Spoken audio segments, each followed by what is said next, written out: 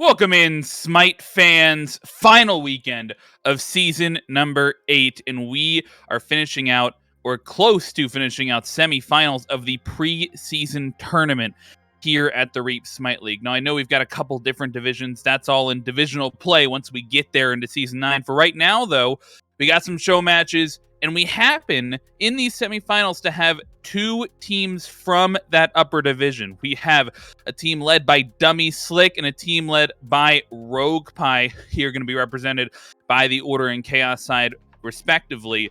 And these teams, both coming from the upper league, both contain players that have been in the RSL, been in Reap a couple of times now. They've been through a couple of seasons. They've got experience not only with the league, but with each other and playing competitive Smite. I think this could be a really fantastic match.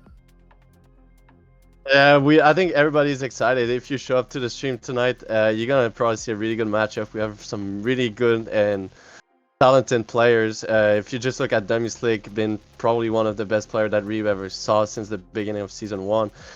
Super consistent mid lane jungler. I think he can move on to mid lane, but really good player. And Rogue team is the owner of a really good team too. We see a lot of new faces too with our per division. There are a lot of diamond players now this season. So exciting stuff coming out tonight, and I think we all ready for picks and bans already. Absolutely. We can jump right in to picks and bans for this matchup. And since I forgot to mention it, I'm, of course, Frog. I'm joined by Mark X Wings on the cast today, and we're right into it. I know that we've now seen SWC, right? We've crowned a champion for Season 8, so a lot of people might think that this meta is sort of decided, right? We've now come to a conclusion of, okay, these characters are good, these characters are bad, these characters are all right, at least for the next couple of days until we hit Season 9. And so far, that's kind of what I'm seeing. Pretty standard bans here off the bat. Yeah, pretty standard. We see the Australian Mage ADC with the Outrun Soul getting banned right away, and the Gap that's been probably one of the most consistent ban through all Season 8, being a strong support with that Gap shield, since this reroll on his ult too that do base damage right now. And we see Odin getting picked. That's another strong first pick right there, and that's a god that you mostly seen banned, but when you have Bastet, Camazotz, Gab, Ardio, and Soul and Outrun open, that leave Odin and Achilles open too. Yeah, they just fly through these picks and bans. As you mentioned, two Mage ADCs and Ardio taken off the board for the Order side. Odin picked up, and now after these bans, we get Kleena and Achilles. I would argue potentially two picks higher on the tier list than Odin. I mean, Achilles can dominate that solo lane. He's been known to have a little bit of flex potential as well, although not really seeing that here as we do see the Kleena pickup. But right under those other two picks, top 3 for Order side now rounded out, and we've got the dual lane for them, it looks like, Hui and Ganesh. So far in the pick cycle, I mean, I kind of favor these two picks on the Chaos side. They seem like very near to the top of their roles right now, especially since Bastet was banned away. It could be argued that Kleena at the best jungler on the board right now. Achilles potentially the best soul laner on the board right now, with Ardio being banned away. But definitely some solid team fighting tools from the Order side. Are you liking their top 3 so far? Well, if you know me, I like Odin so much. I love that team fight potential coming from the Order draft right now. You see those big circle and big team fight all with the Odin ult, the Oi ult, and Ganesh ult. And on top of that, you had a lot of presence in team fights with that silence or just that stun. And you have a lot of component on that team that just allow them to have a lot of pressure and a lot of presence and just map control with those ults, just bringing like a lot of zone together and just closing them out with that cage and even the Ganesha pillar. That's so much zoning control on the map, and that can just dictate that fight. But like you said, Achilles always have that kill potential with his ult and just get a simple double, triple, quadra, penta kill if you want to, if you execute it pretty well. And you had a Kepri on top of that, and that's what I like to see when you see Cleo in jungle. You need a little bit more peel coming from your support. You need something that's going to allow her to just dive the backlines safely, and Kepri ult and just that protection too that you had with this too, just add on top of that Cleo potential of diving. And I really love what I'm seeing from both teams right now with those picks and bans. And with the Geb off the board, Kepri might be the next safest option with Peel in a support, obviously able to give his team that extra life right there. I am interested, though, in the Chaos team's decision to pick into this Odin. So far, they go into 3 characters, none of whom are able to escape the Odin cage. No jumps, no leaps on the side of the Chaos team. Rogue Pie and his squad feeling pretty confident on that edge of the map. But I will say, these bans coming out so far seem very focused towards the mid lane. Tiamat and Morgan taken off the board. Poseidon and another mid laner potentially here taken off the board. For the order side, AMC oftentimes seen in that mid lane role. And now both teams mageless. Where are you anticipating this mid lane matchup going? In what direction? Aggressive, passive, more team fight oriented? What do you think fits well into these team comps? Well, for the other side, I would love like something like a Scylla. Same from the Chaos side, just to get out of the Odin cage. But like, I think Scylla, I know Skills play a lot of Scylla too. He's probably gonna play some Nox or Scylla, from what I know from his god pool. But I think a Scylla into the Odin cage, just allow yourself to get some big damage, especially late game. It seems like they're playing around more that late game damage with OE, Ganesha, Odin. And you add a Scylla, and like, just think about 15 minutes in, you cage 5 people, you add a Ganesha ult on top of that, and you just have a Scylla free casting, throw a crush, throwing an armor monster, and just getting so much damage on the map. And we see Charybdis getting picked, and that's another pick I love. Probably can flex through mid and ADC right now, and that immunity from her 3, I think she can get out of Odin cage if I'm not wrong, but either way, she can probably kill that cage so quick with her little passive that add a lot of attack speed.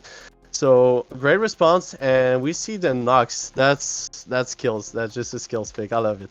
Yeah, that is not a composition I would like to play against. Ganesh having that silence, Nox adding in another silence, like that just looks like a rank composition I really don't want to play against. But now we get this Pele hover, another interesting pick out of the order side. I mean, I think their top 3, you could argue, all in maybe the top 5 of their roles. Ganesh been seeing a decent amount of play in the support, especially matching a backline support like Khepri. Hu Yi, a very solid hunter and has been for some time. Odin as well, near the top of his game. But Nox and Pele, and now as well this Persephone coming out, all 3 of these picks are not things we've seen dominating the meta or necessarily even near the top, in the top half of the meta. And I think the way that especially these mid laners come in and have to function in the team compositions, right? I mean, we're looking at a lot of AoE on the order side,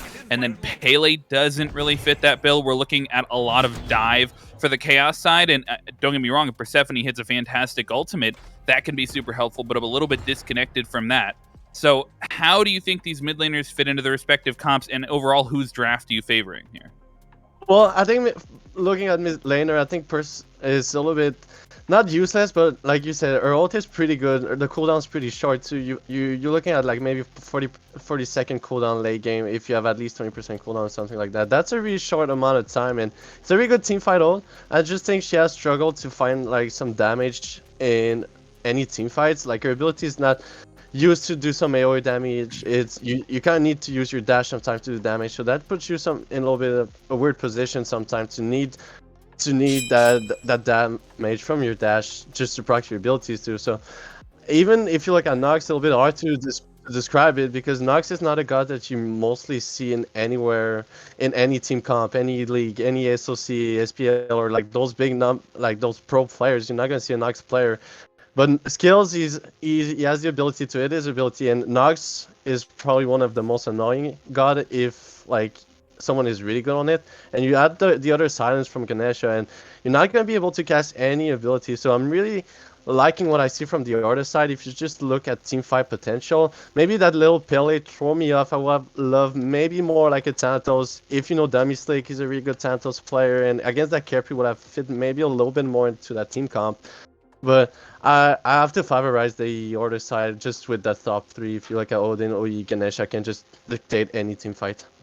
Well, these players have stared at their picks on the screen long enough. They're ready to get their hands on these gods and jump right into game number 1. I'm looking first at where these gods end up. I'm hoping we don't see any spice off the bat. I think it was pretty expected as to where all of these gods were going to end up in their roles, and I feel confident that we don't get any spice. Feel good about that. I will say, though, right off the bat, I think we might see some sparks here in the mid lane. Pele and Kleina both having something to be said in this good mid 2v2, right? Pele, especially if she started her first ability, has some potential here, but hold that thought, might get some action in the dual lane if they're able to push off this Hu Yi, but so far, respective pressure, I think, gained towards the Khepri Charybdis as we're expecting, and some poke being traded out, but overall a slow start, but I think that the game may focus around this dual lane. These two hunters are going to be critical come team fight stage. Yeah, that's for sure. Also early, and we see an early aggression, but who's gonna try to find the first blood? Who is in trouble is gonna jump out, and I think both ADCs gonna be safe. So is the support, but I think we have to look for the early game of Nico on that. Who he got the bounce potential, and you see him pick up the gilded arrow. That's just gonna allow him to do a lot of damage. Plus, is to adding on a god. You add like some base damage and some. And also you add the, I think it does more penetration if you add your 2 on a god. So he's gonna slam super hard early. He's gonna hit those basic attacks super hard. He's gonna do like maybe 70, 80 damage. The sustain might not be as good as a dead zone, but if you had a crush on top of that, and all my thoughts, Ganesha's getting in trouble, is gonna be able to dash out. But yeah, adding that gilded arrow plus the crush early is gonna be a danger in the beginning of this game.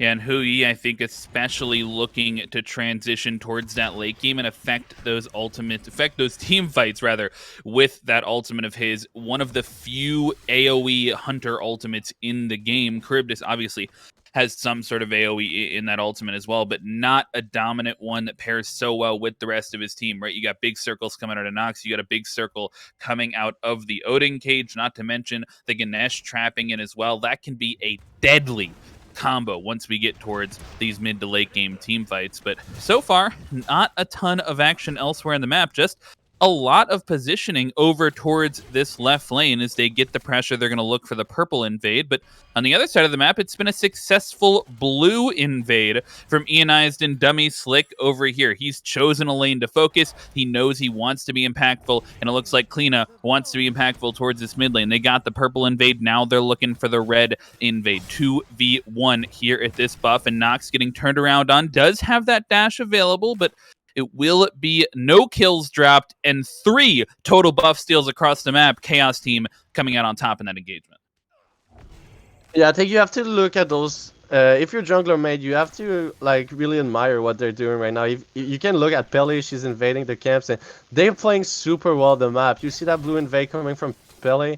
The ADC lane from the Chaos team just went for a purple buff invade too, and you just see right away the Cleo just running straight at the red buff, knowing that Pele is not there. She's on the side of the blue, going for the red buff. So that's a lot of great invades. They're playing the map super well, and we see Achilles getting in trouble right now.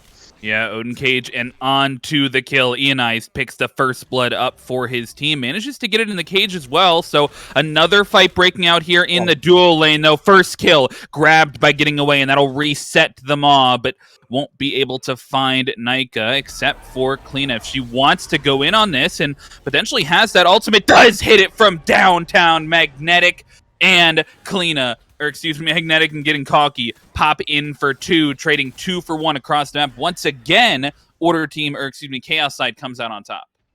Yeah, I think that's what Cleo just brings to this game. She just brings so much surprise, so much like unattended just damage coming straight from the wall. Like she didn't even have to dive anyone, and she get a kill with like that was some great ability, and she sniped that Ui under tower. And you cannot even hide if you're the Ui. You're under your tower, you think you're safe, you use your dash to get away, but no, there's someone in the wall and just grabbing another kill, and that's showing some pure talent right now. Cleo just surprising, and she's hard to play, but if you play her well, you can do plays like this and just get your team on board. Yeah, and certainly some fighting over here towards the soul lane was going to share a thought, but a great Persephone ultimate from downtown will guarantee that execute coming out of Crucifix, and he answers back in his soul lane matchup, picks up a kill for his own. And I got to say, Chaos team, despite them answering back, I think better out of all these engagements so far, right? They traded 2 for 1 across the map. not only that, but earlier in the game, they traded 2-for-1 buff steal. Not seeing that come through in any sort of tangible lead just yet. The only lead that we're seeing on the map is maybe a half level in favor of that ADC. Ginkonki has that over there, but no real gold lead, maybe just about 500 for the Chaos side. And I'm really looking for them to turn it into more, but it's not going to go well if Screwfix gives up his life once again, trying for that blue invade, and may have succeeded, but lost his life in the process. Yeah, Eon has those ward covering her up, and lucky for him, his jungler was close to it too at the same time. So what I would have loved, yeah, you're talking about building a lead, and when they grabbed that kill on Odin right away, you saw Cleo was on her backs, and she should have just moved right away on the enemy blue buff with the Achilles and just stole that blue buff right away. That's how you build leads. If you gank someone, you need to get a response back. You need to grab some farms. You need to grab something to just make that invade worth it. And right now we see Pelly a little bit in trouble, but she's gonna be able to run away with 3. Just give that huge movement speed plus that speed buff.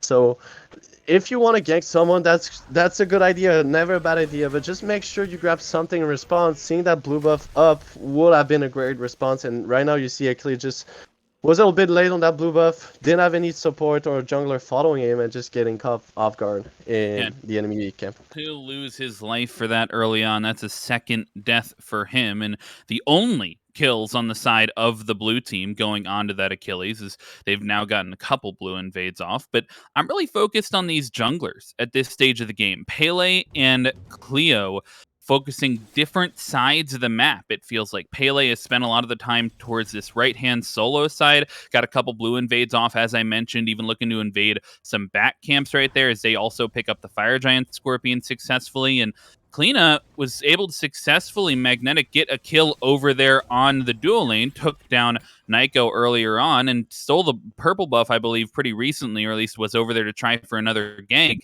But both of these junglers feel like they could be having a little bit more of an impact. Neither of them taking that towards any of this mid 3v3 action, and these mid laners have gotten to farm up relatively unbothered here. And we saw one rotation from Persephone, but so far, if these mid laners continue to go unbothered, who is this favoring once we get towards this first objective fight?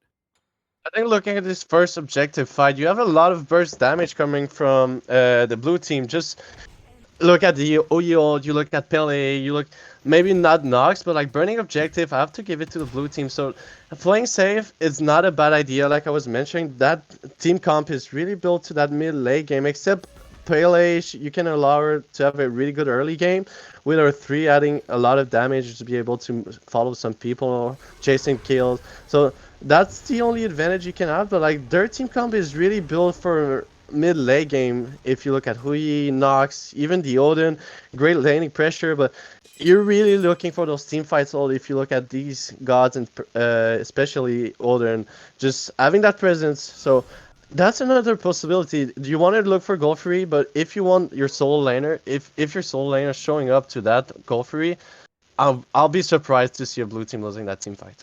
Well, that's another failed gank out of Magnetic, and he's going to look for more. Diving underneath this tower, Khepri ultimate early on in that fight will guarantee that he stays alive until this ultimate comes out from Skills. Good tick damage will finish that one off, and there's still more fighting to be had. Pele ultimate just off the mark onto Big P, and he will get out on the side, but now it's the solo laner in to try and finish this one off. Big P circles back around, takes a 1-for-1 trade, but Khepri, no ultimate available, trapped in the Odin cage, will get taken down for his troubles as Ionized rotates as well. A 2-for-1 in favor of the Order side. Yeah, that's what Nox brings. You see a lot of silence. She's super hard to dive on the tower. You saw that Khepri ult, Mountain not able to find a kill at the start and just respawn back right away. Ganesha and Nox just ulted back away where Cleo just gonna respawn. And that's another thing about Nox. You're not play against her a lot of times, so it's hard to predict. It's hard to know how to play against her because you don't really know. You don't have any situation in your brain to be, oh shit, yeah, that's what happened last time I dived her. But it's super hard to play against Nox. She has some crowd control, she has a silence, she has a good dash. You can dash it to someone too. So that just brings so much to one god, and it might not be the burst damage god that you think about in mid, or like the ADC the hunters that you see right now in mid, or even the mage ADC, but that's what she provides. She provides safeness, she provides like a lot of safety in mid, and it's never a bad thing. We're mentioning gold free about the spawn. and they're looking to put pressure. But again, she didn't get touched. But yeah, Nox just brings so much safety, and you look safety, you look Charybdis in this game, you look for like a soul with lifesteal auto run with his ult, but Nox is just a safe god, like a god that just people forget about it. But that's what she brings. She brings safety, and she's gonna be able to, with Ganesha, live forever if they play super well. Yeah, not only that, but also bringing some fantastic peel for her teammates, right? I mean, able to put down that silence field and protect Hu Yi, Naiko for a good period of time. Humble bringing this peel that we know Ganesh to have. Nox, no matter how you slice it, also brings a portion of that as well. So especially that ultimate, which we didn't get a chance to talk about, that 40% damage reduction in the middle of a team fight. I mean, if you're hitting critical targets, the start off a fight in that ultimate, no matter what stage of the game you're working with, I mean, that can just be so impactful. But this Gold Fury now on the map, that Gold Fury Scorpion did get taken down by the Chaos side, and they're looking for more pressure. Persephone ultimate on to Nox, and does just barely hit, but not enough damage. Magnetic will finish that one off with a good tower dive, and it's only Ganesh left under the tower at this point. But members have rotated over. Ionize drops the cage traps, 2 members in, but still waiting on some follow-up. Pele's here, and does have the ultimate, not going to use it just yet, and does have a target here. She wants to go in, but Fatal Strike will save Crucifix for now. If they're looking for the follow-up, they've got to do it fast before they get into the enemy jungle, and Pele might not be satisfied, but looks like the members of the Order side have to be, as they're pinging out the Gold Fury. This might be a rotation over there. They've got all 5 members. Nox is respawn. They're going to look to pull this objective. Yeah, I love the idea of blue team responding to that Nox getting dived. They use a lot of stuff to kill her too. So responding with a Gold Fury might be a little bit dangerous. You don't have a lot of burst damage. You don't have like that Scylla ult to secure, but nobody on the side of red team is there to defend it. He's the only one in range. He will not be able to close off that steal, but we'll see if they want more. Khepri still in range of some of the members, but a good Nox silence will prevent him from following up, and that'll just be a free objective from the Order side. And you got to think that all started with the Chaos team spending everything to get 1 pick, and they lose the Gold Fury for it. Yeah, that's a little bit risky. I think maybe they were just a little bit mad and didn't pick up that Nox earlier, trying to gank her. They just want to kill her again, and they did it successfully. But that respawn from Yon, great rotation, caging 2 people. I was still surprised to not see Dummy following a little bit more with his ult. Play patient, play smart, but I guess it was worth the price, because you got a Gold Fury in exchange of not dying, or maybe not over chasing. Or I think we have a really technical game in a way that, like, really both teams playing the map super well. We see those objectives getting like disappear really early, and I think that's what we need to look in that upper division league. We're gonna see those players, those teams just play that map super well. It's gonna play those objectives, it's gonna be on timer, it's gonna make some great rotation to set them up too, and we see a lot of wards on the map too. So I think that's what we need to be ready for when we're gonna watch those upper division season game. That's what we're gonna need to be worried about, is to see those teams being on timer on those objectives, because that's what they're gonna do. It's really technical. It's some smart smite. It's not the arena that we kind of see sometimes in Reap. So I think that upper division is gonna bring a little bit higher level of smite, and it's gonna be exciting. Yeah, that macro play is so heavily valued at this high level of smite, but hold that thought. Pele under a little bit of pressure there, will be abducted, but a great silence will get her out successfully, and Persephone ult in on the back end, tries to trap the Ganesh for the trade, will not be successful. He's already got that Thebes fully stacked up, Sovereignty online as well, so he'll be able to get out of there scot-free, just losing a little bit of health.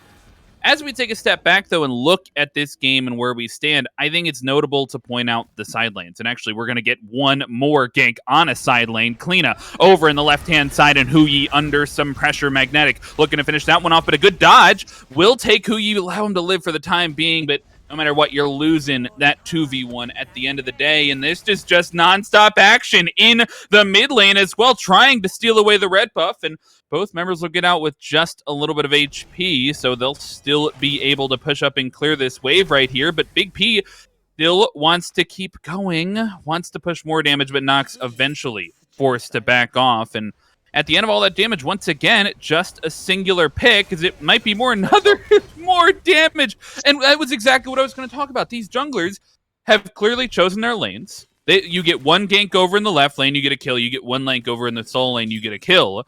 And look at where these level leads are. 2 levels in favor of the duo lane for the left side, and 2 levels over in the solo lane as well. Pele gets forced out here in mid as I'm just continuing to talk over the action, but how are these leads really going to impact these fights? Gold Fury not on the board for another 2 minutes. Pyromancer about to spawn. Who has more potential to impact a fight right now?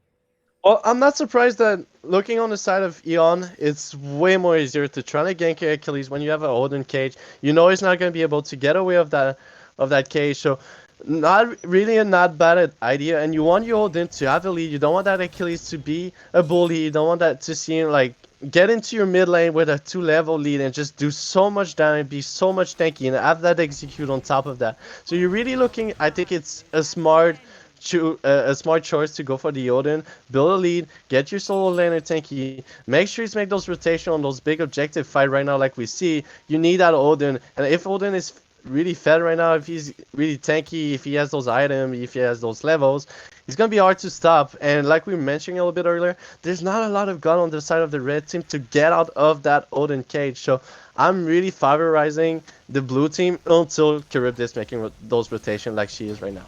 Yeah, she is going to be over here, so a 5v4 advantage, but Dummy Slick changes that immediately, turns it into a 4v4, gets a free pick onto Big P, who's a little bit out of position, but now they're getting collapsed on. Nox down to half HP, and Kleena looking to clean this one up. Pele under some pressure here, down to below half HP, and that Khepri ultimate from Joe saves his jungler and allows her to do even more. Diving Magnetic, looking for the double kill, but gets trapped in the cage instead. Phantom gets out, but does not save him instead, and Ionize picks up the kill, and despite that, Chaos Team still feel like they have the advantage. They're going for more. Ganesh down very, very low, and Ionize satisfied to go back in, but may have traded his life for it. He's too far under there, and he is. Joe picks up that one with some tick damage, and ultimately a 2-for-1 in favor of the Chaos Team. Yeah, I think we just saw the level lead difference. That those guys making those impact. You see a great Odin cage. You saw the chase from the Cleo, and after you see the damage from getting cocky, and we see a lot of damage coming from Nox. She's gonna be able to clean those basic attack 1, 2, 3. The old miss, but the third basic attack is gonna hit. But yeah, those level lead just make some impacts right now. But no one talk about the Nico. Just take a turn to tower and left. Just level 17, catching back a little bit in the game, and that's what you needed. And like I think blue team just won that exchange. Red team got some kills, but like no objective on the map. Hui and Ganesha on that goal free, no defense on the side of red team. So that's really a great play from the blue team. Like red team needed to force it something. You saw the OE split pushing. That was a 5v4, so then they needed those kills, and Pyromancer is gonna be a little bit responsive. It's gonna be free, but yeah, blue team clearly the advantage. Take a tier 2 tower and left. You get your DC back in the game. You get those crits online. He went for the fell knot, so he's gonna do a lot of damage and maybe a lot of Dummy Slick to crit too at the same time. So that's gonna be something you need to be worried a little bit. You don't see a lot of any spectral on the side of red team right now. So OE's gonna be critting, and maybe if Pele is gonna be critting, I'll be worried if I was anyone on the side of the red team. Yeah, everybody has potential to crit with that fail nod. So I'm really looking for a Ganesh crit, if I'm being honest with you. I think that might be the difference maker in some of these close team fights. But I have to agree, right? I mean, if you only come out of that engagement with a 2-for-0 and you have the 5v4 advantage, it's got to look pretty solid because you're trading a tier 1 and a tier 2, and ultimately you get the better objective trade. My eyes are really on Big P. He cannot get picked that early in that engagement. I mean, he doesn't really get any damage off. He does not get the Persephone ultimate off in that fight. He essentially loses his life for a positioning trade, and afterwards they're able to answer back a little bit in the form of coming in. They got a solid Odin cage off that, but ultimately, I think he has to be more focused on that positioning, but actually might be the Chaos side a little bit too far pushed up here as everybody's on this right side of the map playing around potentially what may be the next objective in this Fire Giant. Yeah, they need to be careful, and we see Cleo is gonna is gonna be in trouble, and not right now. It's gonna be Achilles. Gonna be a little bit of trouble. I'm not sure if they're gonna try to use an ult, but everybody's low right now. Yeah, they're going to keep going as well. Scarab's Blessing on to Magnetic will keep him alive just to be safe, but Crucifix taken out in the backline and does get that Odin cage trapped in inevitably as that 2v1 eventually comes out in the favor of the Order side, and they're going to continue onwards. 3v4 here in the backline. A great Ganesh ultimate puts them down to low HP, but Getting Cocky picks up the first kill for his team, and they're on the escape right now, able to jump through the wall back to base just safely under that Phoenix. It'll be a 1-for-1 trade, solo laner for solo laner. Gotta admit, look to me like the Order side was a little bit disjointed there. Yeah, a little bit disjointed, but I think it all came down from Eon and Dummy being together, and that's a great thing. You need your solo laner and your jungler be on the same target, like diving together, but meanwhile, in the back, like, Skill Nico had some trouble, and great zoning. Dummy's gonna find a kill, but he's gonna get respawned by Getting Cocky, so Fire Giant was the call, but they're gonna need to retreat on that one. Yeah, they saw that it was happening, and actually Kepri, Joe, going to be picking this one back up already at 75% HP, so he saves that Fire Giant from healing all the way back up, but have to be aware of the Order team members here in the vicinity. They're going to hop off the Fire Giant. All members except for one. Charybdis still trying to find this one, and Ganesh caught between a rock and a hard place. He's going to be the focus, and Fatal Strike will take him down, but that gives an opening. Blue team way! Nyko Master with the bounce takes away the Fire Giant, and despite being zoned out of that one, despite being traded 3-for-1, they'll take the objective and they'll force the Chaos team back.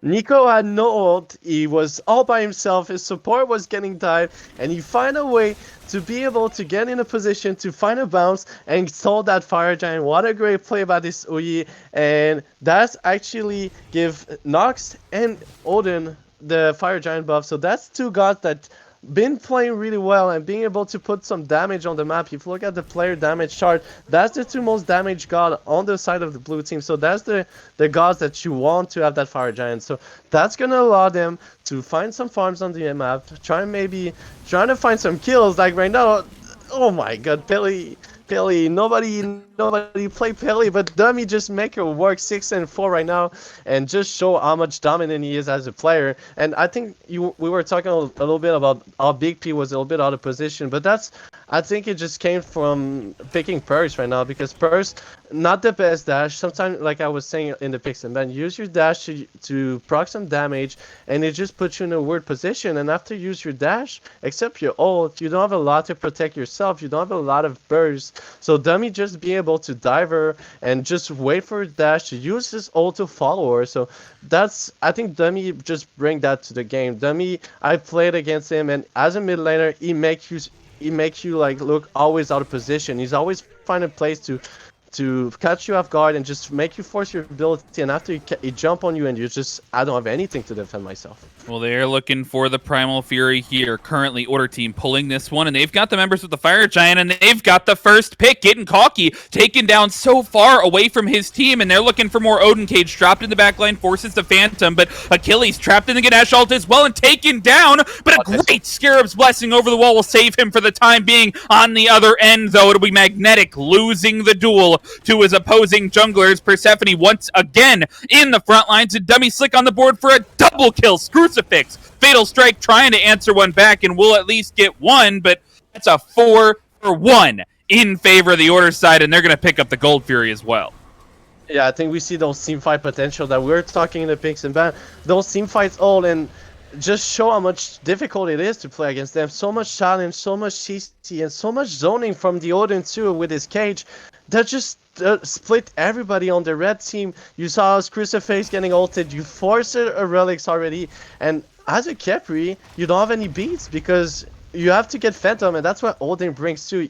You force people to buy a relic, so instead of having a beats maybe to save himself, he has a Phantom because he needs to save the rest of the team. So that's just a fifth, like it's an exchange that in either way you're not winning anything, because yeah, you have Phantom, but Kepri is just a free target for Nox, for Silence, for a grab, for any type of CC, and we all know that Odin has some CC, Dummy has a knockup, skills, well, he's Nox, and he has a lot of CC. So every god on the Blues team has its CC. So that's just so hard to play against that team comp. And we see those presents when those team fights happen. You see those gods making their impacts and why they're getting picked. Look, I mean, we talked earlier in the game about which side lane pick was going to be more impactful. They both got a lead, respectively. Getting Cocky had a 2-level lead, as did Ionized earlier on in this game. And I can safely say, so far, Ionized has been the talk of the town. And it may just be that Odin pick, and it may be a draft diff, right? I mean, if you're first picking Odin, and then the enemy team just lacks a response, they don't pick a single character with a jump outside of that Persephone, you are set up for success, and they did that for him with the ganks and the soul lane as well. And then you look to Charybdis, you look to Getting Cocky, and him getting picked out early on in that Gold Fury team fight once again spells doom for his team. Persephone, Big P picked up earlier on during an objective fight as well, turned it into a 4v5 advantage in favor of the Order side, and Getting Cocky makes the same mistakes, same pitfalls, and have to give credit to Dummy Slick. As you mentioned, fantastic at finding out these picks and just making the players look like they're more positioned than maybe they actually are. Yeah, I think we're talking about the Odin pick, and the reason why it's such a good first pick, because even if you let Achilles and Cleo open, none of them can just get away with that Odin cage. So yeah, they're good gods, but against Odin, they're struggling. And yeah, Dummy Slick, you said Eon was the story of this game, but I have to give credit to Dummy. I think Dummy write his name on every kill on the map, and we saw his presence every time something big happened for blue team, and I think he was the main story of every team fight. And right now we're gonna see a good Fire Giant fight. Yeah, Fire Giant pulled down to 75% HP, but it'll be a Persephone ult in the backline. Dummy Slick doesn't care. He's in on the backline. He'll trade at least 1-for-1 as he's fighting for his life now against the Kleena, but more damage being traded off in the front line, and Kleena struggling to get into the wall. Nightgo will pick up a kill as well. Crucifix off the board, a 5v3 advantage so far as the Chaos Time trying to escape from this fight, but a good tower dive from Ionized. Well, the focus will be once again Getting Cocky, taken out, and on the backline, Magnetic able to trade one back for his team, but I'm afraid I've seen this before. He's caught between a rock and a hard place up in the front of this lane, will not be able to answer back with any more kills, and able to get away with his life at least, which can be a positive in this case, but still a 3-for-1, or 3-for-1 in that favor for the Chaos side, or for the Order side, excuse me. Again, who found the first pick? Dummy Slick. Who did he kill first? So right now we see the same story getting right over and over again, and nobody's getting tired of it because they have no response against it.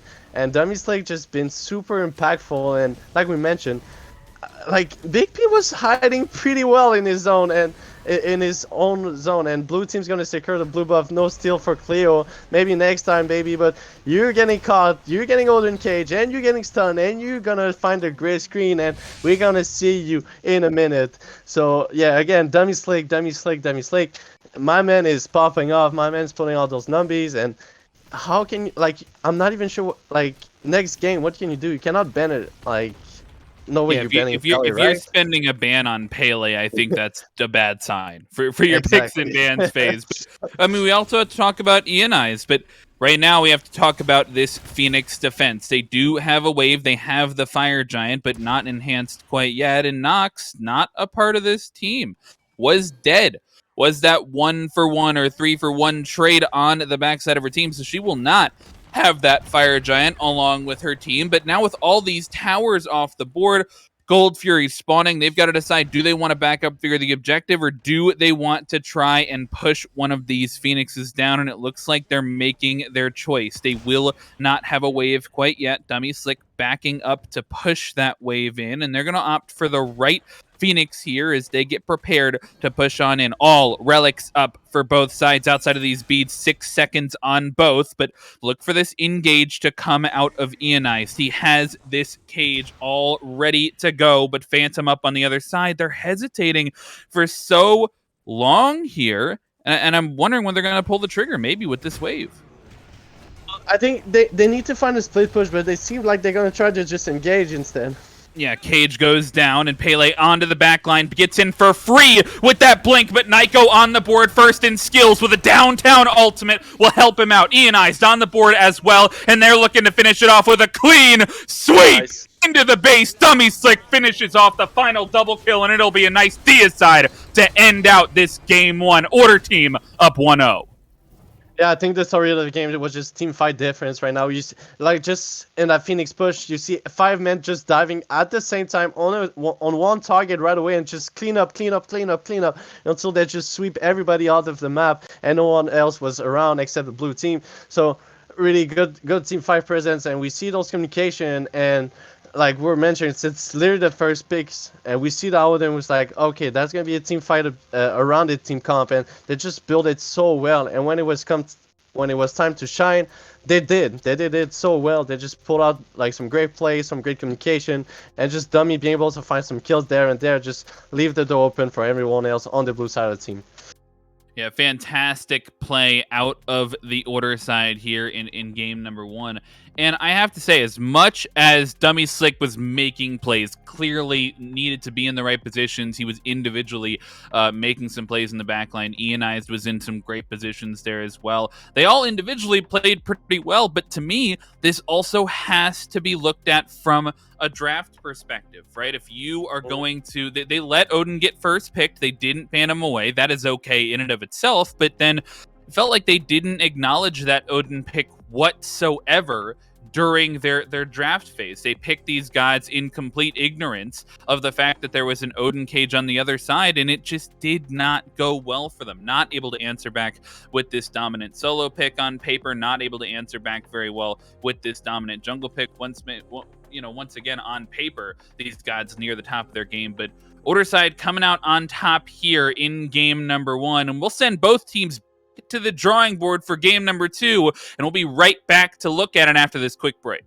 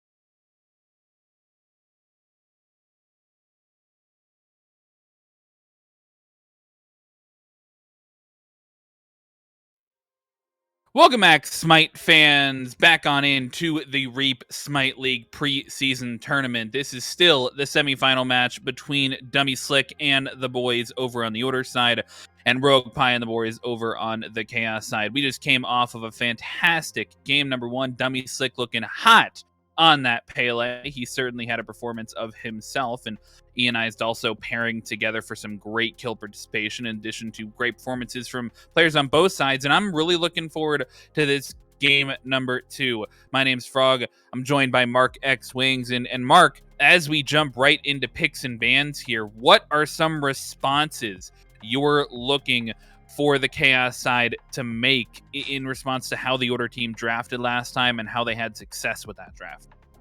Well, I think if you're Chaos side, if you don't have any response to that Odin cage, if in your god pool you don't have any leap, if you cannot play the double ADC kind of meta that we're seeing with those mid ADC coming a little bit more in dual lane, and we see some hunters getting in mid.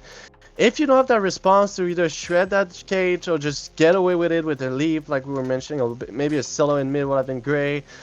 If you don't have that response in your god pool, or maybe just in general, because they're banning like Oleron, and we saw the Soul getting banned to game one. So if you don't have that response, if you don't have a Izanami or like a Charybdis like we saw a little bit, if you don't have that shred protection, like I think the way Eon play and the way that Dummy Slick is prioritizing that solo laner, trying to get him fed so he can join those team fights with a huge level league like we saw, I think with that last pick, I would have banned that Odin, but I'm a little bit disappointed, and I won't be surprised if Order side just pick Odin again.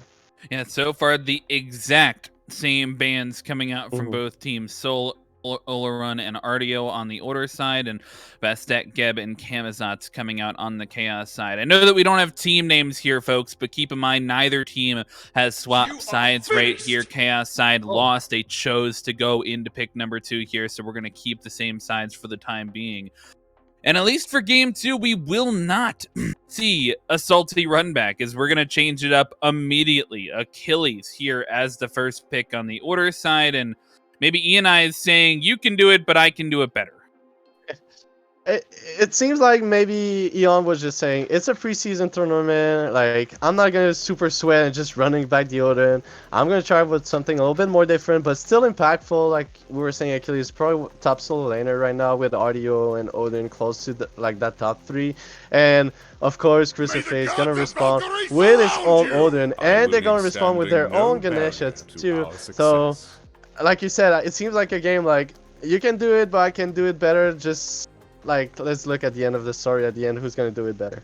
Yeah, it could be. As I know I threw the idea of a salty run back out the window, but what if it was a run back on either side, swapping teams? I mean, that's what we have so far. Ganesh and Odin picked up for the Chaos side, mirroring the solo and the support that the Order side had last time. And as the Order team looks to take these next two picks off the board, I'm looking for them to maybe prioritize a different mid laner. With 4 mid laners being banned in the second phase of bans during the last game, and seeming like they were forced into the Persephone on the other side, Chaos side, maybe looking for something different.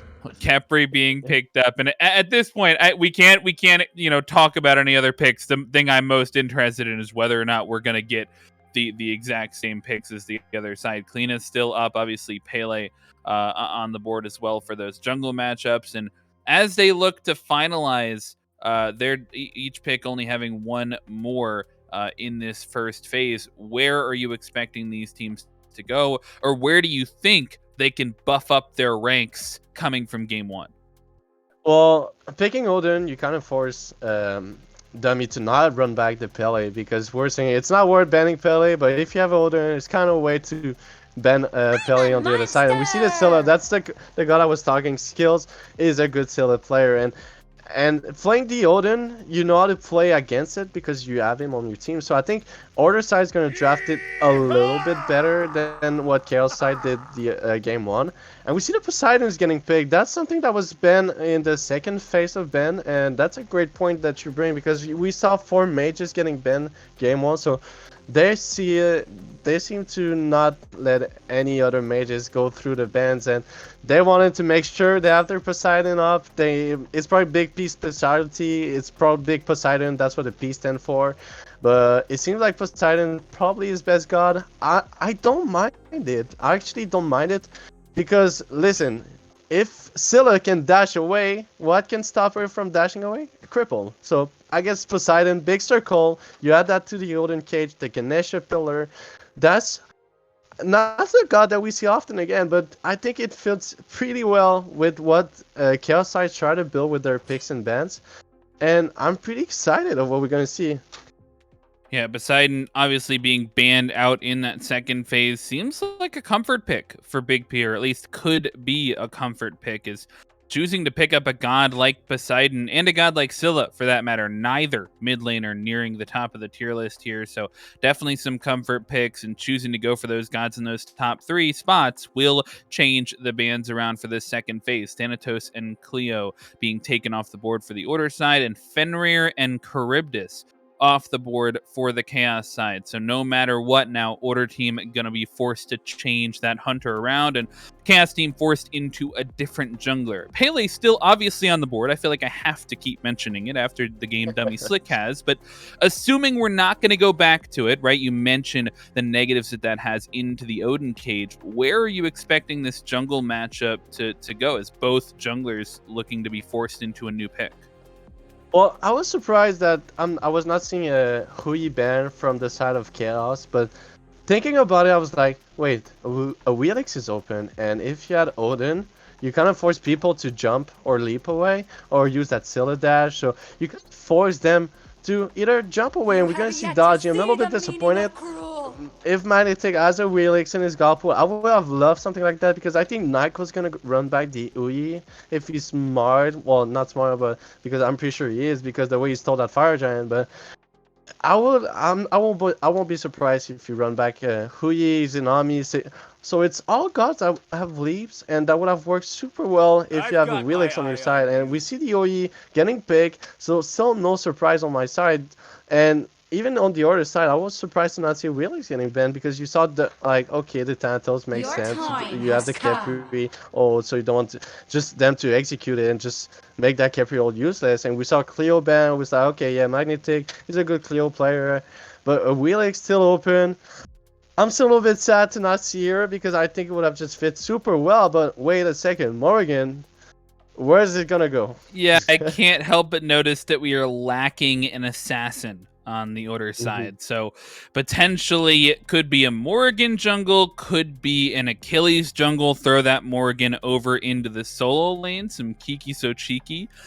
Pulling that back out from Season 2. But we do see that Daji pick on the Chaos side, and you mentioned it's CC bringing, right? I mean, it brings, it forces beats, right? That's the whole point of the Palo. Either that or you're dead when it comes towards the late game. And I'm looking at the rest of their team comp, and I'm noticing that they don't have a lot of beads burn outside of that. They have maybe some Magi's burn in the form of an Odin stun, Poseidon cripple, Poseidon tidal surge can throw that out, right? So any Magi's are going to be burned, I think, relatively easily. That's going to be good. But as for, if Daji goes up into the Palau, she pulls some beads, where is the capitalization going to come from? And as I say that, Cupid locked in for the Chaos side and getting cocky certainly has chosen wisely, I think. If you were looking for a Hunter that can capitalize on the enemy team's beads being burned, I don't think you have to look much farther than Cupid. Yeah, not only that, I think Cupid kind of forced them to use beat. Not only Daji is going to be the one forcing beat. So you had a Cupid, you had a Ganesha that maybe, like we were saying, the silence, maybe the stun. And Poseidon cracking kind of stunned the people. Well, it is stunning people. So there was not a lot of beats burner. Now you had one more. But even Cupid, like, you really need to find some good ult, because a lot of people like kind of struggle with it, and still gonna be able to ult away with it. And also at the same time, if you have a Morrigan solo or either a jungle, like she can do the same thing as you. So that's the thing about Morrigan.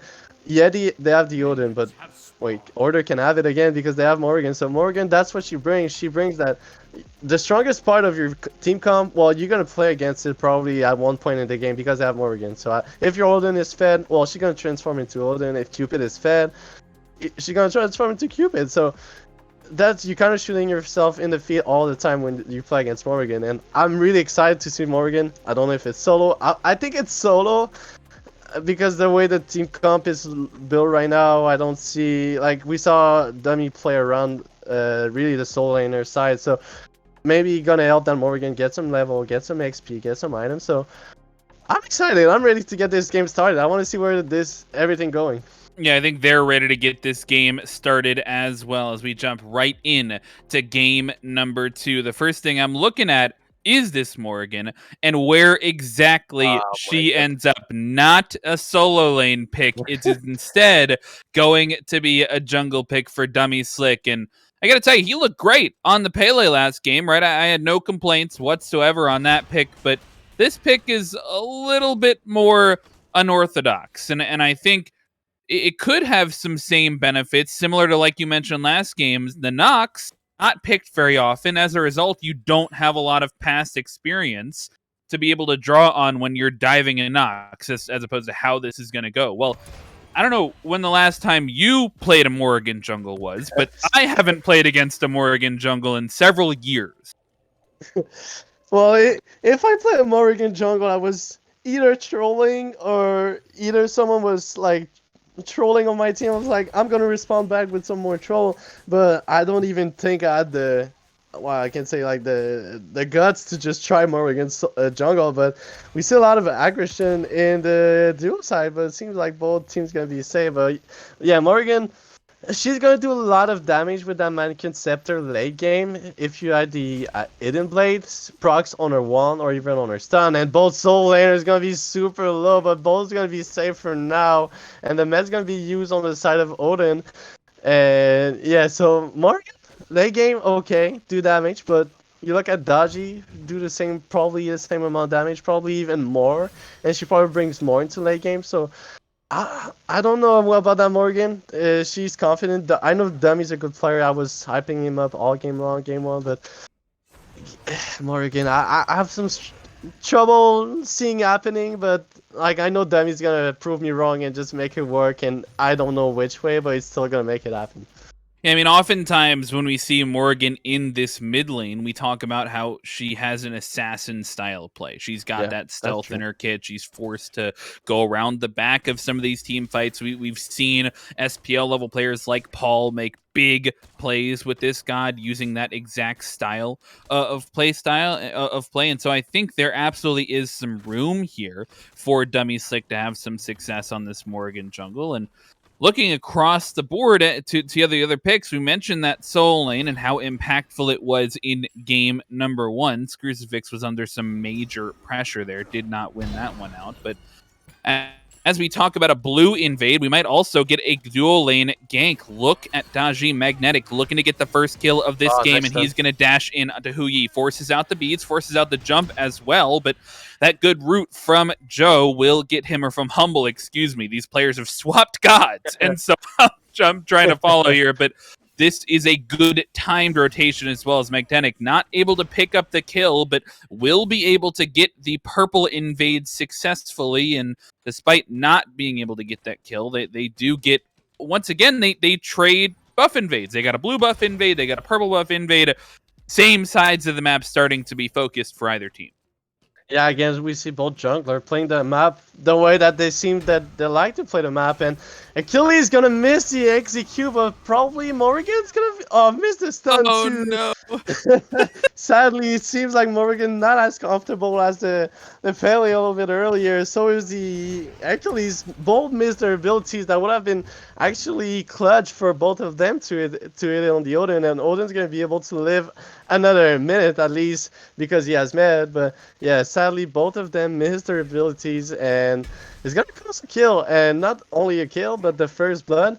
Yeah, again, like we were mentioning a bit earlier, both junglers playing around the same side of the map seems to have the same mindset to get, well, for Magnetic, their ADC ahead, and for Dummy, his solo laner ahead. And on the side of Magnetic, I'm still surprised because Nico still find a way to catch back in levels, and again, Well, Magtic find a way himself away in solo lane. Yeah, looking to try to answer back Achilles under some pressure here, and Paolo comes out. But a great transformation right into the Kraken is Dummy Slick, and he's still got that cooldown onto Poseidon. Is not going to be a ton more available for him to follow that up, so it'll just be a 1-for-0 unless Dummy Slick decides to push the envelope. This blue buff does spawn, and Dummy Slick is aware. Is Double kills over in the left lane. We were focused too much on the right side as Dummy Slicker, getting cocky, comes out of the woodworks, picks up a double kill over there, utilizing the ultimate and able to bring his team on the board for 2. Seems like we saw that same thing last game. Do you remember that? The 2-for-1 trade across the map? Kind of seems like we're recreating the beginnings of game number 1, and we all know how that went. Yeah, I remember exactly, but that I think that kill in dual lane came from that rotation of Magnetic a little bit earlier, forcing that beats on Uyi, and both of the support and the ADC hit level 5 before any one of them on the blue side hit level 5. So having those two ults on top of each other, the Cupid ult plus the Ganesh ult, it was probably a lot of damage, probably 100 to 0 right away. Both of these gods, great combo. Don't expect it because, like we're saying, Cupid's not a god that we see really often, but you add those two together and it can be explosive, and I think that's what happened in dual lane. Yeah, I mean, they bring out that ultimate, they combine the 2 for 2.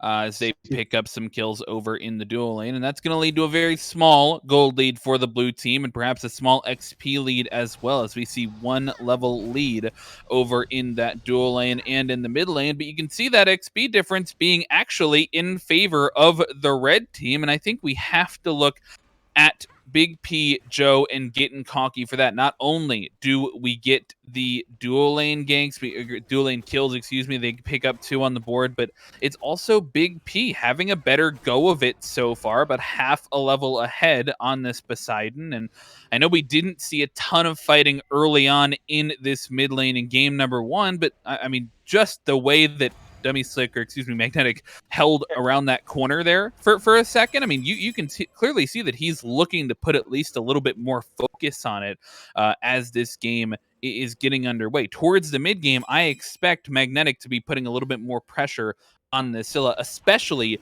given that it's one of Skill's more comfortable picks. But hold that thought. In on the fight is the Paolo. One in early on, but a good Ganesh ultimate will help out Magnetic, and they're able to trade that kill back as Daji, once again, Paolo on the other side, but this time it's Dummy Slick. Pulls one back, does do so successfully, but Crucifix trades it back, and Ionize comes in to trade out and help out and clean up 1-for-1, and maybe looking for more. Fatal Strike helps him pick up the double kill, and a great Scarab's Blessing will save Khepri from being yet another trade across the map as they're looking for buff invades instead. Again, same story. Eon play on the side of solo lane, Magnetic play on the side of dual lane, and that's what I wanted. Honestly, you said you want Magnetic on that Scylla. I want Magnetic just keep invading that purple. I want to keep pushing that OE under his tower, burning his beads, burning his relics, and just put that much pressure. Right now, you want to play around gold free, so that's exactly what you want from your jungler. But you need to tell Crucifix, I'm gonna leave you on the island. Play some wards, make sure you're safe, use your ult, use your med, use everything you got to just be safe, don't be in trouble.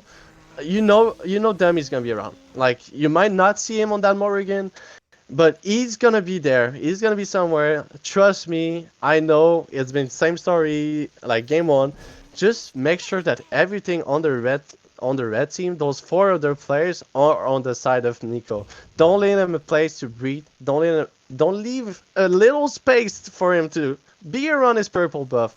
Make sure you secure that gold free, and make sure after, when you have that gold score down, that you go for that Scorpion with that gold. Exploding in the middle lane and pulled back in his Humble. Doesn't even get a chance to use that Scarab's Blessing. It wasn't even on cooldown for him to use, but that CC chain, I think, would have spelled his doom regardless, and they're going to use that pick to grab the Gold Fury Scorpion. And that brings me to my next point of contention. We talked about this early on in game number 1, so we'll talk about it again right here. As actually, hold that thought. It looks like they want even more as this purple buff is spawning. Yeah, 4 members on this side of the map for the Chaos team. Look at them hiding around this wall, who he realizes will try and push them away, but it's all the members rotating in both mids, both ADCs here, and they do successfully secure the purple, but Daji so low in the backside, and Dummy Slick takes that one out. First kill on the side of the Order team, and they're going to continue pushing. It's the support farthest up for the Chaos side, and he'll be taken down relatively low. A good Kraken coming out from Dummy Slick's transformation, and he'll secure the double kill. And now, on the backside, getting cocky is in the front lines. He's not put down that Cupid ultimate just yet. Does now do so as an escape tool, but will ultimately get out of that fight scot-free, and it's just a 2-for-0 in favor of the Chaos team, or of the Order team, excuse me.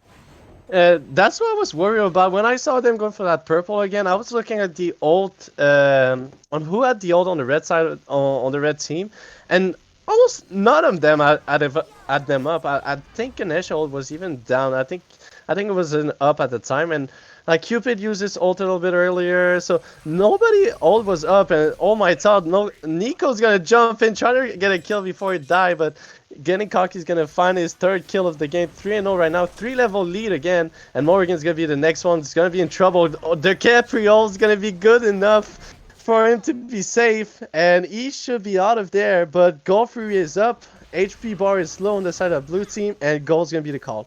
Yeah, Chaos team pulling this objective, and a number of ultimates down on the side of the Order side if they want to contest. No Scarab's Blessing. Only ultimate available is this I'm a Monster, which coincidentally is the best secure on the map outside of the Kraken. Both mage ultimates on the board. They're going to be looking for it, but red team does secure this I'm a Monster used for a kill instead. Joe taken off the board, and look at this backline. Ionize in and starting the action off. Good stun, and they'll go 2-for-0 so far. They want more if they can't have the Gold Fury, and they're going to continue looking for it. They'll only get the 2 thus far, but they'll be able to trade back a tier 1 tower as well. And I gotta tell you, if I'm the Order side, I'm not too unhappy with that trade. I'm pretty pleased.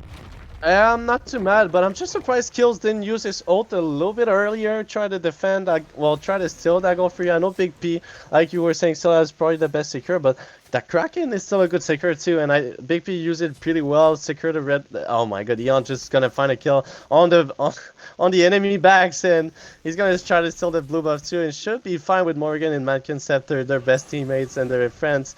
But again, yeah, great response by the side of Order in a way that Eon makes a early rotation, and great rotation too.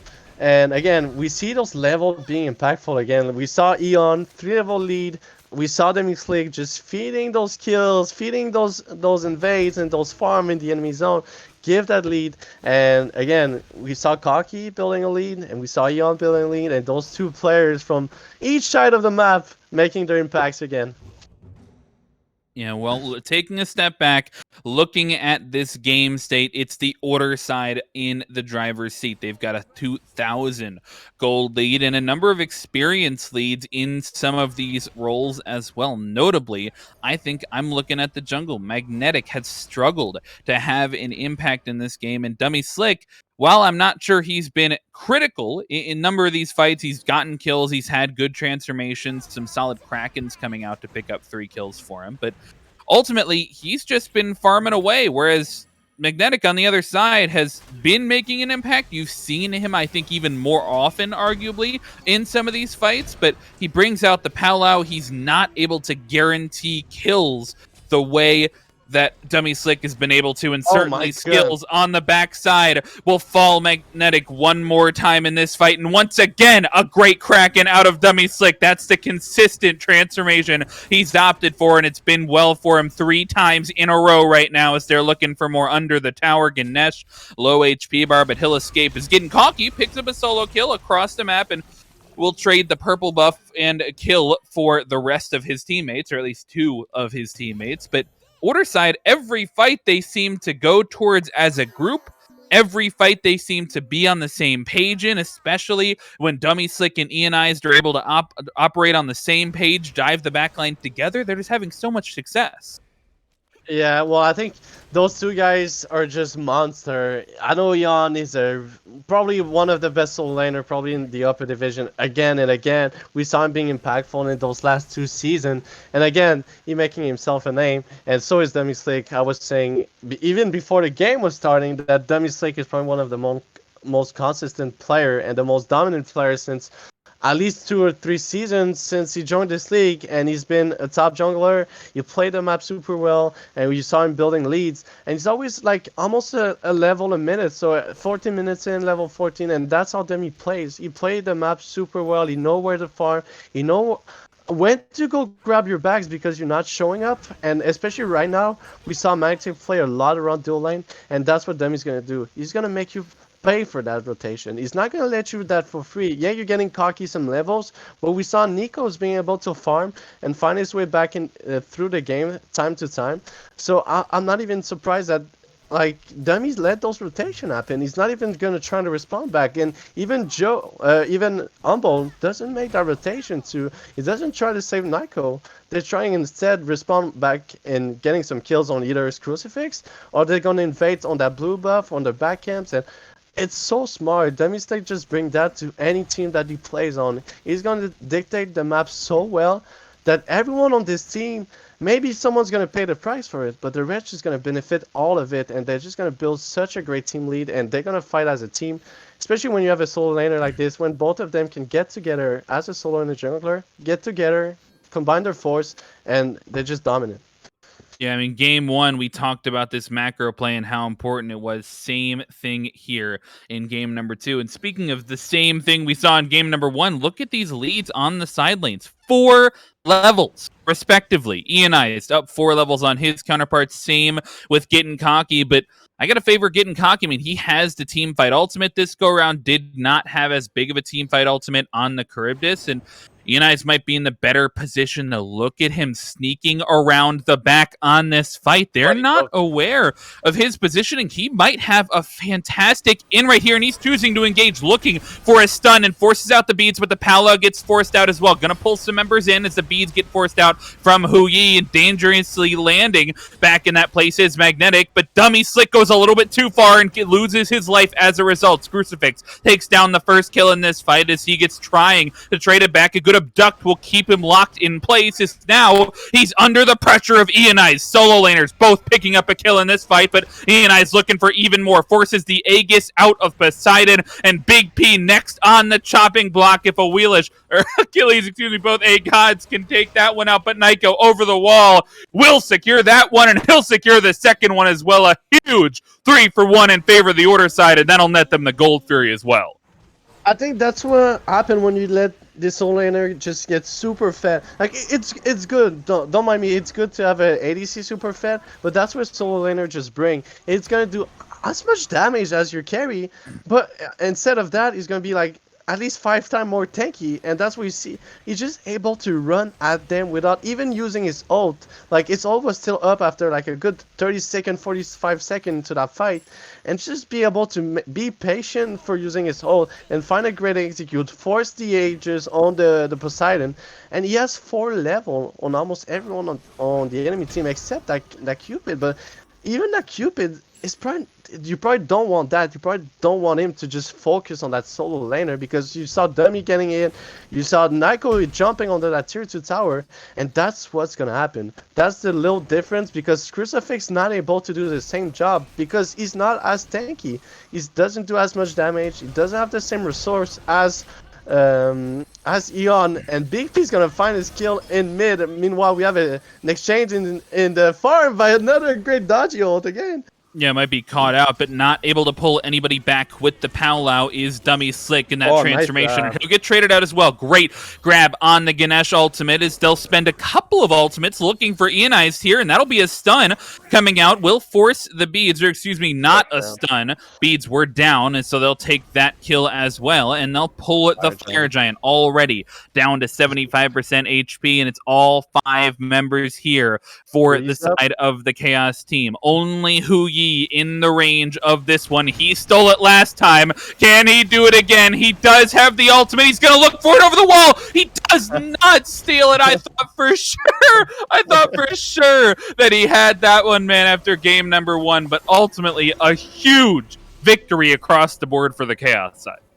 That was a great rotation by getting cocky. That fight in the blue team, in the red team zone, was extending a little bit. It was getting long and long, and nobody was dying. There was some ults getting used, but after you see getting cocky, you see Big P, you see Joe, all making rotation together and forcing everybody from the blue team to retreat, but it was already too late.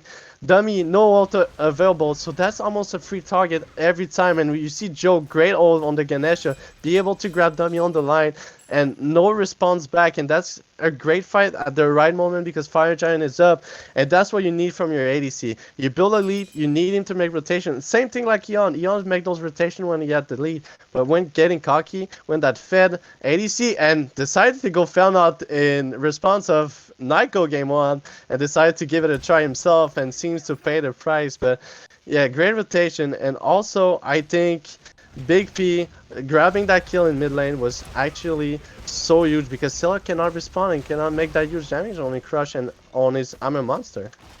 Well, they're looking to use this Fire Giant for what it's worth. They push down this tier 2 tower on the left side, and they're going to choose to go for a 4-for-1, and that may be their downfall. Daji not here for this one. Magnetic won't be available to help out his team, and it may spell doom. First off the board, getting cocky. I'm a Monster grabs one, and it'll be next on the line. Kraken gets forced out from the enemy team, and Dummy Slick next on the board. Joe taken down. Big P taken down. Odin will be the only one left alive on this side of the map because Dummy Slick still able to be forcing him out of the team fight, and Magnetic not able to be there for his team.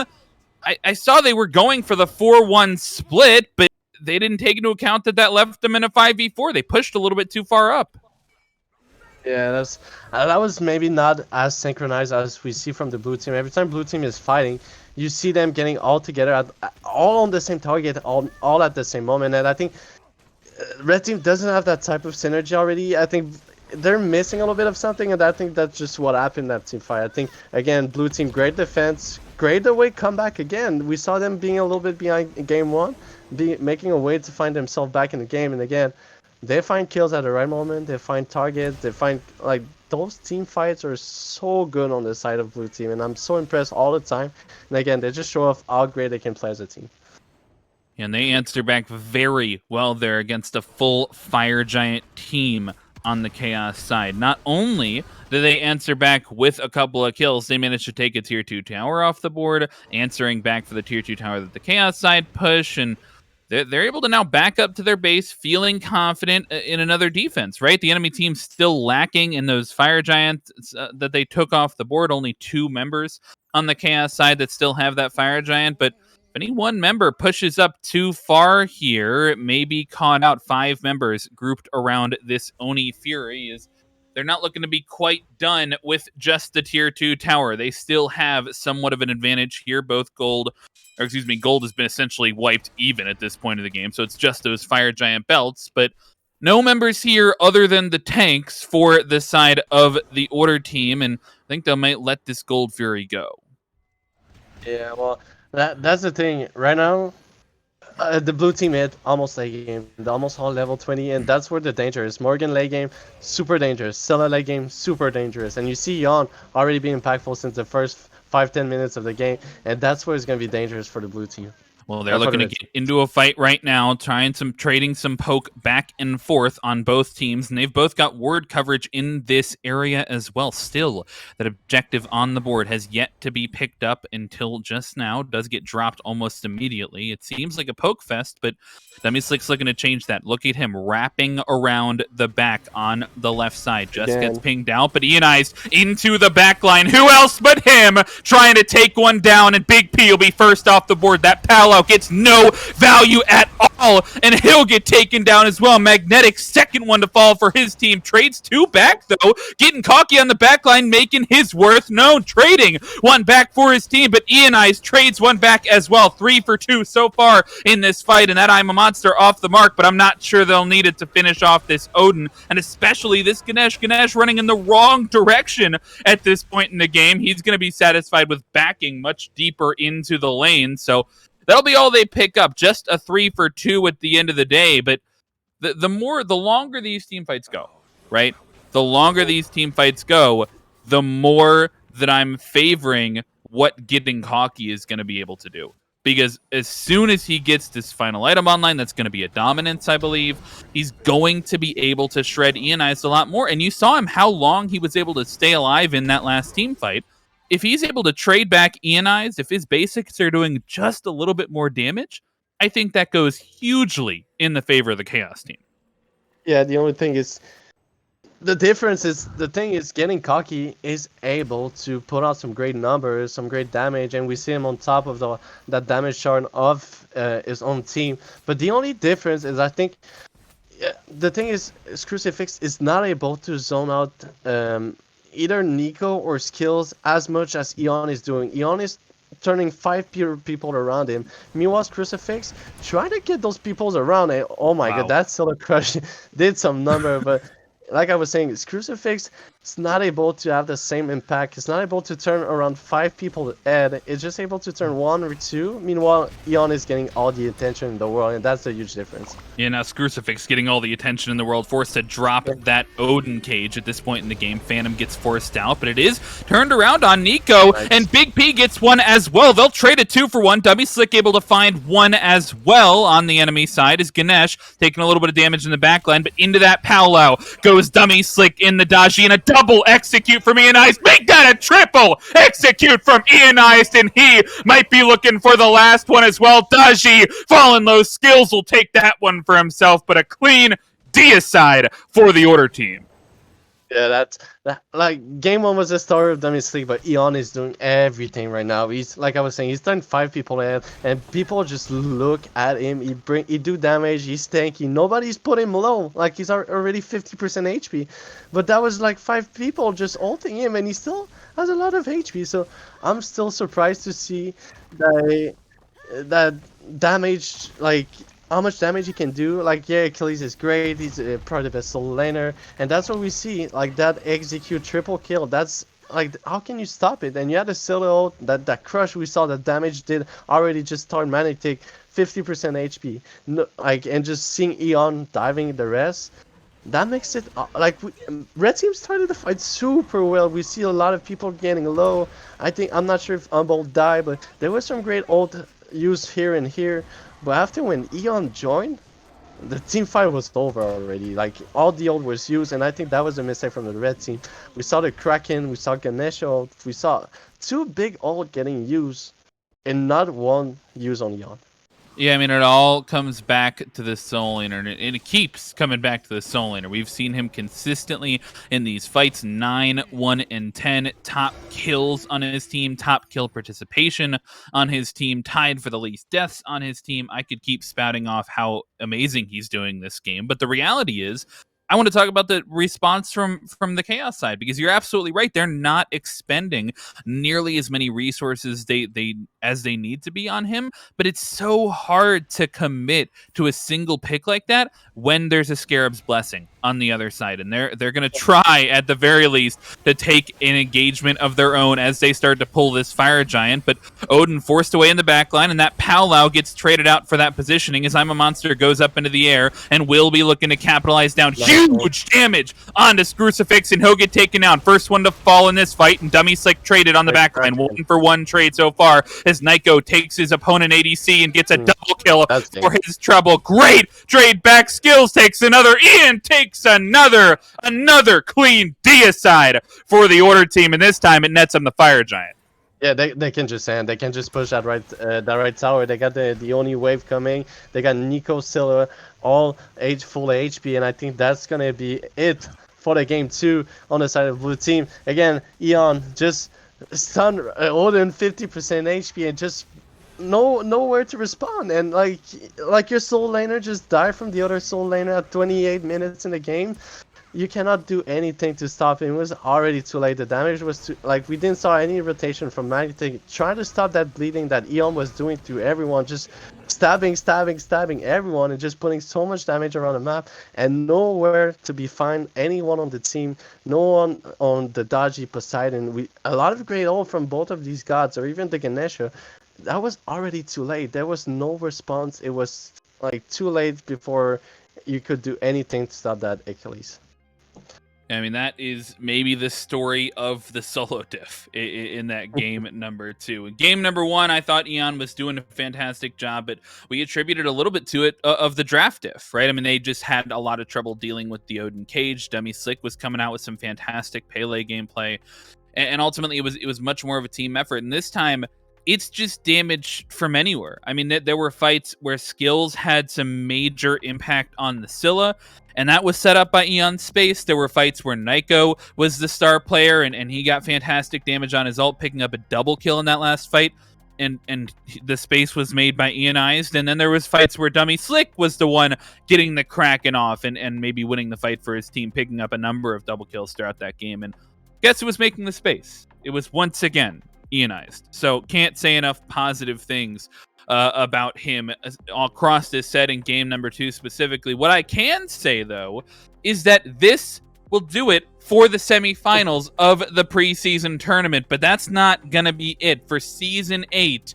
this is the last tournament that you're going to be able to watch, and you do not want to miss this team playing again. Finals coming out for the preseason tournament tomorrow at an unspecified time. You're just going to be required to hang out in the stream all day with your browser open. Eventually, we'll go live at some point with the finals. You just got to be aware for it. We'll announce it at some point.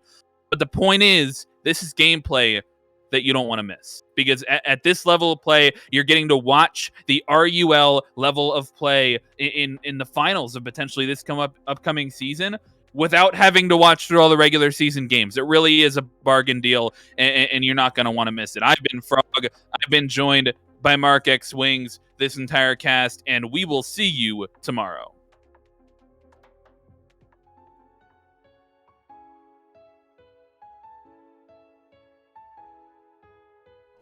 Does manage to away. That's gonna be the doggy out. There is one chains too. That's gonna be our guess. He smells him out. And a good Kraken will steal the Oni Fury. I don't think so. Popping oh on it. He steals it with the national. Kappa just Dookie's in trouble. The heart bomb. he is in trouble, but good job there by Kappa. No! But Skipper But he tried can't- to go after it. He can't run the auto. No tilting. You're all just pumped up, ready for game number 2. Y'all talking to each other. But this Phoenix under siege. Phoenix is at half.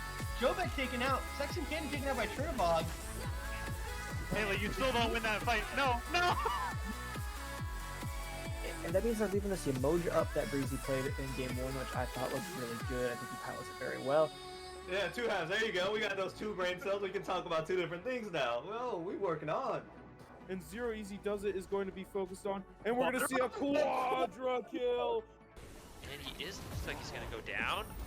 Haley did use the ult already? No. The impale! He's insane!